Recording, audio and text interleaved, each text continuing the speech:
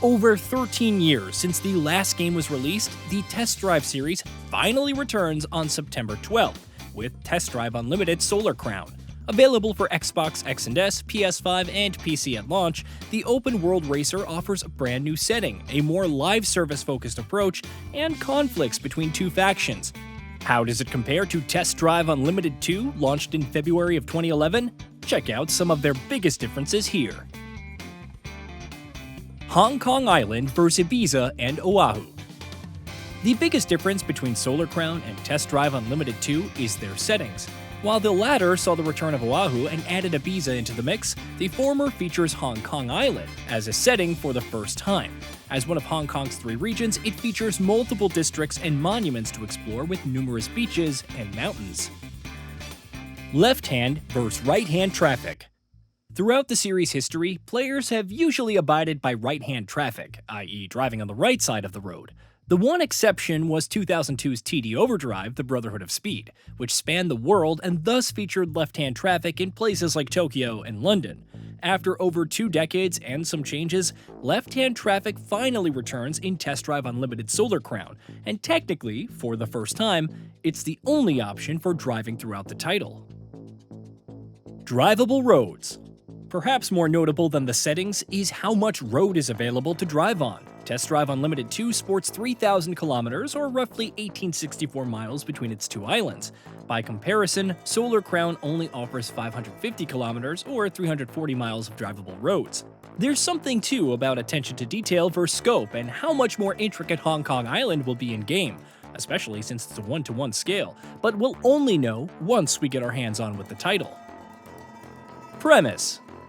Solar Crown also features a customizable player avatar with various clothes and accessories. The main difference is in the setup. Test Drive Unlimited 2 saw the players working their way up from lowly, down-on-their-luck valet drivers to entertaining the Solar Crown Championship and making a name for themselves. By comparison, the latest title is more about the conflict between 2 factions, the Sharps and the Streets, with the players choosing one and advancing through their ranks to unlock exclusive rewards. Anything beyond that remains to be seen, but you also have the option of not allying with either.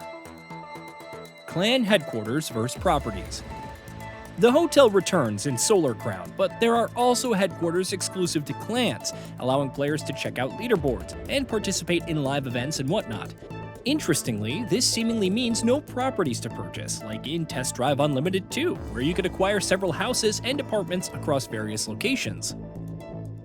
Lack of racing school tests.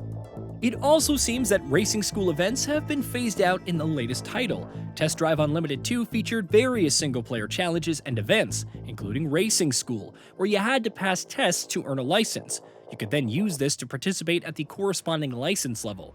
Meanwhile, in Solar Crown, players seemingly jump in and start racing.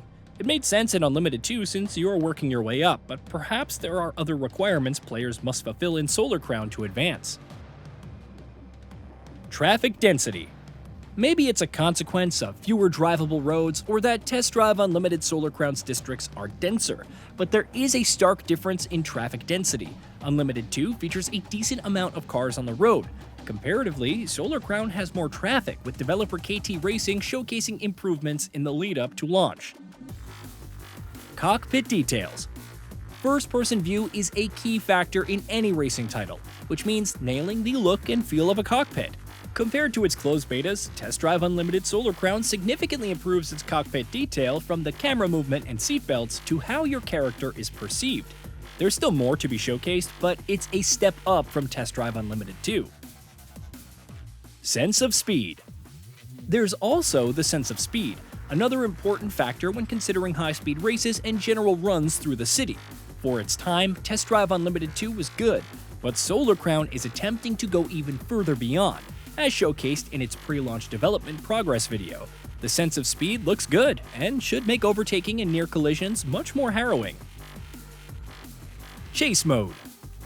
However, Test Drive Unlimited Solar Crown seemingly avoids chase mode mechanics or events. Unlimited 2 would send the police after you upon violating traffic laws or straight up ramming into a cop's vehicle. It offered 4 ranks with different rewards, like Outlaw Clothes and the Mercedes-Benz CLK63 AMG Black Series Outlaw. As synonymous as this feature is, It won't be in Solar Crown. Driving modes versus driving aids. At launch, Unlimited 2 offered driving aids, which could customize the driving experience from full assistance and sport to the more realistic hardcore mode. In Solar Crown, you have driving modes, presets suited for different racing conditions. For example, Sport is meant for high-speed races and focuses on handling. Relaxed is best for simple exploration, and Rain is suited for racing on wet roads. Don't worry though, there's still a stock preset, which you can tune and customize to your liking. Live service versus traditional multiplayer. Test Drive Unlimited 2 offered several multiplayer features, like free roam driving with up to 8 players. You could also examine each other's cars, walk around homes and lobbies, sit in other players' vehicles, join in with chases, or participate as the police. Test Drive Unlimited Solar Crown feels like more of a shared world racer with instant challenges to race against other players with no restrictions, live events available weekly and whatnot. The social aspect extends to driving together, workshopping cars as a group, and even buying vehicles at the dealership. There's also an extensive ranked experience with multiple tiers offering rewards and Solar Court representing the best of the best. Online versus offline. Test Drive Unlimited Solar Crown is online only. It can't be played offline like Test Drive Unlimited 2. It's unfortunate, especially considering how titles like The Crew ended up delisted and completely unplayable for longtime players. When speaking to Traxion and explaining the game's online features, game director Guillaume Guinet revealed that the entire experience is designed to be online, and going offline would change that. However, the team is considering what to do when support ends and finding a solution when servers go offline.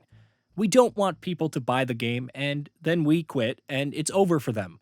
We don't expect to shut down the service for now, but we are already working on it. We have our solution for now, but maybe people will have an idea about it and we will look at these. I think it's something we can create with the community. Solar passes versus DLC.